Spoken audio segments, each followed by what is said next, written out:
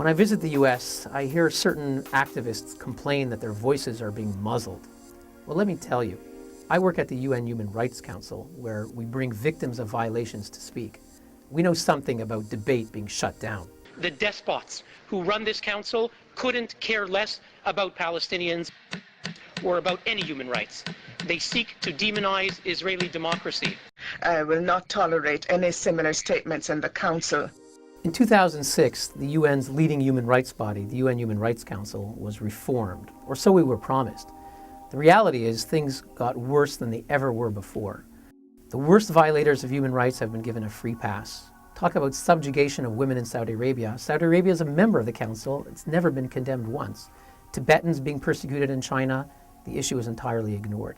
You go around the world and the worst abuses, jailing of journalists and bloggers in Cuba, all of it's ignored. In fact, the Human Rights Council, the members, Pakistan, Cuba, China, Saudi Arabia, are spending all of their time attacking Israel, which has been targeted in 80% of the resolutions. It's a strategy to divert attention from the tyrannies, from the most repressive regimes, and to single out and target Israel. The Human Rights Council has key advisors. One expert is Jean Ziegler. He happened to co-found the Muammar Gaddafi Human Rights Prize. I'm not making that up.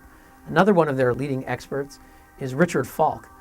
He's someone who's famous for claiming that the 9/11 terrorist attacks were perpetrated not by Al-Qaeda, but by the US government and the Pentagon.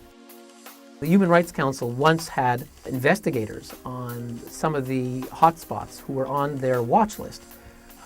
And systematically they've been dropped. So the investigator of abuses in Belarus, the last dictatorship in Europe, was eliminated.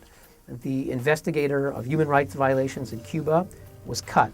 The expert who monitors abuses in Congo, after he reported about atrocities happening there, they said, "Thank you very much, you're fired." The expert on Liberia, cut.